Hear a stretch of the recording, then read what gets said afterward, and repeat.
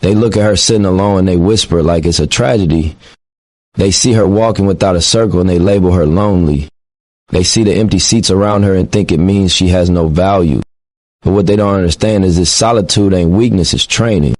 It's where vision sharpens, where strength is forged, where character gets tested in silence. A woman with no friends is not a woman with no power. She's a woman who refuses to settle for counterfeit connections. See, the world worships popularity, but popularity is cheap. It's noisy, it's temporary, it disappears the moment you stop entertaining. But legacy is quiet. Legacy is patient. Legacy is built in the hours when nobody's watching. And sometimes to build legacy, you gotta walk alone. So I don't pity the woman with no friends. Respect her. Because while you busy searching for company, she's busy searching for alignment. While you chasing approval, she's chasing purpose. While you playing for the crowd, she's building for eternity. A woman with no friends is not invisible, she's unstoppable. When you hear the phrase a woman with no friends, most people think about loneliness first. They think about a life where nobody calls, nobody checks in, nobody to share laughs with, nobody to cry to. That picture in their mind is heavy, almost tragic, like something's missing. But if you really step back and look deeper, what they call isolation can often become independent. What the world might call alone, she might call free. Because when you don't got friends crowding your circle, when you don't got noise in your ear every day, you get a rare gift that most people never learn how to handle: silence. And silence, that quiet space, can either crush you or it can build you. It depends on how you see it. For a woman with no friends, that isolation becomes a mirror. Every moment by herself forces her to see herself with no filters, no distractions, no voices telling her who she is or who she should be. A lot of people don't know themselves because they never had to sit alone long enough to ask those hard questions. They keep people around just to avoid the echo of their own thoughts. But when you got no one else, when the phone don't ring, when your social calendar is empty, you either fall apart or you build yourself into something unshakable. That's where independence is born. Think about it. Most people live their life reacting to what their friends say, reacting to what their crew is doing, reacting to the opinions and expectations around them. But a woman with no friends don't got that kind of noise. She moves off her own rhythm. She don't need approval before she takes a step. She don't need a green light from the group chat before she decides what's right for her. That's independence at its purest form, moving because you choose to, not because somebody else pushed you in that direction. But here's the part that's deeper. Society don't always respect that kind of independence, especially in women. They try to label it as cold, antisocial, bitter. They can't imagine that maybe she just don't need to be surrounded to feel complete. Maybe she understands that having no friends don't mean having no value. It means she values her peace more than she values popularity. And when a woman gets comfortable enough to stand on her own, that's when people start paying attention. Because truth is, most can't handle it. The difference between isolation and independence is mindset. Isolation is when you feel trapped in your solitude, when you're waiting on someone to come fill the space. Independence is when you take that same solitude and turn it into fuel. It's when you say, I got me. I trust me. I believe in me. I move with me. That's not a punishment. That's power. Because once you learn how to survive and thrive without the constant company of others, you stop being afraid of being left out. You stop being afraid of being abandoned. Nobody can use loneliness as a weapon against you if you already turn that loneliness into strength. And it's not just about sitting alone in a room. It's about what you build in that room. A woman with no friends often finds herself pouring energy into her vision, into her craft, into her goals. She got hours of focus that somebody else might waste gossiping or chasing validation. She can take the pain of not having people around and turn it into productivity, into wisdom, into art. That's how legacies are built. Some of the strongest people didn't rise because they had a crew holding them down. They rose because they had nobody and they had to figure it out with nothing but their own drive. When you depend on friends too much, you depend on borrowed energy, and borrowed energy runs out. But when you learn to pull from yourself, when you teach yourself discipline, when you master your own space, that's a battery nobody can drain. That's why what the world sees as isolation can actually be the birth of independence. Because once she learns she don't need a circle to keep her standing, she becomes unstoppable. She can still welcome people, she can still love, she can still connect, but it won't be out of desperation, it'll be out of choice. She chooses who enters her her space, not because she needs them to survive, but because she wants them to be part of what she's already built. The beauty of a woman with no friends is that she redefines what strength looks like. Strength don't always come with a crowd cheering you on. Sometimes strength comes in the silence of your own apartment. The late night talks with yourself, the moments where you break down and then wipe your own tears because there's nobody else around to do it. That independence becomes like armor. Not a cold armor that shuts people out, but sacred armor that keeps her grounded, keeps her whole. So when people say she got no friends, they might think it's an insult, they might think it's a weakness, but if you really look close, that's often the foundation of her independence. She's learning lessons in silence that the loudest, most surrounded people never will. She's not weighed down by the expectations of a circle. She's not distracted by the noise of unnecessary voices. She's free to design her life on her own terms. And that freedom, that independence, is more valuable than any crowd she could ever chase. Strength in solitude is one of those lessons life teaches you when you don't have the comfort of a crowd to lean on. For a woman with no friends, solitude is not just an occasional visitor, it becomes a permanent roommate. And while that might sound heavy to some, it carries a hidden advantage that only a few people in this world ever get to taste. Solitude is where strength is born, because when you're left alone, you find out real quick whether you can carry your own weight or not. You see, the world is noisy, full of distractions, full of opinions, full of people telling you how to move and what to think. But solitude strips all that away. It leaves you with nothing but yourself. And in that silence, you either fold or you grow muscle you didn't even know you had. When a woman spends time in solitude, she starts to hear her own voice clearly. Not the voice her family told her to have, not the voice her friends shaped for her, but her voice. That's powerful because most people live their entire lives with the volume of their own soul turned down low. They keep the TV on, the music loud, the phone buzzing, the conversations constant because they don't want to face themselves. But when solitude is forced on you, you got no choice. You have to sit there and deal with your own reflection, your own mistakes, your own dreams, your own doubts. That's where strength gets built, not in the spotlight, but in the quiet corners where nobody's watching. Solitude is a gym for the mind and the spirit. Every moment alone is like lifting weights, not on your body, but on your soul. It tests your patience, it tests your discipline, it tests your ability to keep believing when there's nobody clapping for you. Imagine training for a marathon with no crowd on the sidelines, no coach cheering you on, no teammate running next to you, just you in the road. That's what solitude feels like. And if you can run that race, if you can train in silence with no applause, you build a strength that can't be taken from you. Because when the applause finally comes, it won't define you. You'll know you already had it in you before anybody else noticed. For a woman with no friends, solitude also means becoming her own comfort, her own healer, her own motivator. On the nights when the weight feels too heavy, she learns how to soothe herself, how to remind herself of her own worth.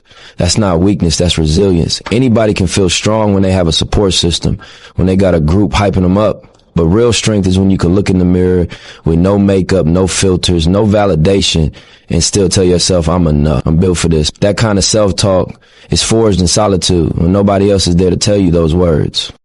And solitude doesn't just create emotional strength, it creates vision. When you got space and quiet, your mind stretches in ways it can't when you're constantly surrounded. That's why some of the greatest ideas, the most legendary breakthroughs, come from people who knew how to embrace being alone. A woman with no friends can sit with her thoughts long enough to connect dots, to imagine possibilities, to sharpen her goals. While others are out wasting energy trying to fit in, she's building clarity. She's not distracted by drama, by gossip, by the constant pool of social circles. She's in her own lane, and in that lane, she starts to see the road more clearly than anyone else. Strength in solitude is also about learning how to move without depending on outside energy. A lot of people are addicted to being surrounded because they don't know how to generate their own fuel. They need someone to inspire them, someone to push them, someone to make them feel valuable. But when a woman learns how to survive in solitude, she becomes her own generator. She don't need borrowed energy. She don't need someone else's push. She builds her own fire, and that fire burns steady because it's rooted in her own soul. That's independence, but it's also strength because once you know how to stand alone, you become unshakable, even when the world around you collapses. It's not easy though. Solitude can feel like a cage at first. It can feel like punishment. People will even tell her something's wrong, like being alone means being broken. But with time, she starts to see it differently. That cage was actually a classroom. It forced her to learn lessons most people never face. Lessons about patience, about resilience, about knowing your own worth without having to prove it to anyone else. Those lessons are invisible to the outside eye, but they shape her character. And character is what carries you through storms when talent, beauty, or charm fade away. There's also a spiritual side to solitude. When you're alone, you can hear things that you'd miss in the noise. Call it intuition, call it God, call it the universe, whatever name you give it, has a deeper voice that speaks in silence. A woman with no friends often finds herself in tune with that voice. She starts to trust it, she starts to follow it, and that trust builds strength like nothing else. Because once you believe you're being guided, once you feel that inner connection, you stop chasing outside validation. You know you're exactly where you're meant to be, even if it's just you standing there. That's the gift of solitude. It doesn't just strip you bare, it rebuilds you stronger. It makes you sharp, it makes you resilient, it makes you unbreakable. A woman who's been through solitude and found her strength there is a woman you can't control, you can't manipulate, you can't break, because she already proved to herself that she can carry the weight alone. The power of self-love is one of the most underestimated forces in the world, and for a woman with no friends, it often becomes her only lifeline. When there's nobody around to clap for you, nobody around to gas you up, nobody around to remind you that you're worthy, the only voice you have left is your own. At first, that silence can be brutal, because the world conditions people to depend on approval. From childhood, we're trained to measure ourselves by who likes us, who sits with us, who calls us their friend. But when a woman finds herself outside that system, when she doesn't have a circle to validate her, she's forced to discover something deeper. She has to become her own mirror, her own cheerleader, her own safe space. And when she learns that art, she taps into a power that nobody can take away. Self-love in that context isn't about posting cute quotes online or pampering yourself with a spa day. It's about survival. It's about waking up and reminding yourself that you are worthy even if the world acts like you're invisible. It's about talking yourself through the days when rejection feels heavy, when memories of betrayal sit on your chest, when you look around and realize no one's coming to rescue you. Self-love becomes the anchor that holds you steady when everything else is unsteady. It's not glamorous, it's not always pretty, but it's real. For a woman with no friends, self-love teaches her to stop looking for her reflection in other people's eyes, because that's the trap most fall into. They measure their beauty, their intelligence, their value by how other people respond to them. If people laugh at their jokes, they feel funny. If people compliment their outfit, they feel attractive. If people approve their decisions, they feel smart. But when you don't have that constant feedback, you're forced to look within and ask yourself, do I like me? Do I approve of me? Do I believe in me? And once you can answer yes to those questions without needing anybody else's stamp, that's liberation. The power of self-love also shows up in boundaries. A woman who learns to love herself in solitude won't just let anybody walk into her life and mistreat her. When you're desperate for friendship or attention, you'll settle for toxic people, fake support, or shallow connections just to fill the void. But a woman who has mastered self-love already knows she's enough. So she'd rather stand alone than shrink herself for company. That's why self-love is strength. It teaches you to be selective, to protect your space, to honor your peace. She doesn't beg for seats at tables where she's not respected. She builds her own table and sits comfortably by herself if she has to. And it's not easy to get there. It takes breaking cycles of self-doubt. It takes unlearning lies that were planted by family, by society, by old friendships that turn sour. She has to fight her own inner critic, the one that says she's not enough, the one that whispers she must be flawed if she doesn't have friends. Self-love becomes a daily practice of shutting down those voices and choosing new ones, choosing to affirm herself, choosing to treat herself kindly, choosing to forgive herself for mistakes and keep growing. It's not a one-time thing. It's a discipline, a muscle you keep building every day. There's also a creative energy that comes from self-love. When you're not begging people to see you, you start creating for yourself. Maybe you write, maybe you paint, maybe you build a business, maybe you just pour energy into your health or your craft. But whatever it is, you do it from a place of genuine care for yourself, not to impress, not to gain approval. That authenticity shines because it's rooted in love, not in neediness. People start to notice, but by then it doesn't even matter because you already validated yourself long before the world caught up. Self-love is also about resilience. When life knocks you down and there's no friend to lift you up, you have to decide to lift yourself. You have to remind yourself you've been through worse. You have to remind yourself you're still standing. You have to remind yourself that you deserve to get back up and try again. That resilience, born out of loving yourself enough to keep fighting, becomes unbreakable. And once you develop it, you move differently. You don't fear abandonment. You don't beg for acceptance. You don't lose yourself in relationships because, you'll be okay either way. The world often looks at a woman with no friends and thinks she must be lacking something. But maybe she's not lacking. Maybe she's overflowing with self-respect, self-awareness, and self-love to the point where she won't compromise for company. Maybe she understands that her energy is too valuable to waste on shallow connections. Maybe she'd rather sit in silence with herself than fill her life with noise that doesn't build her. That's the kind of power most people don't even recognize because they've never lived it.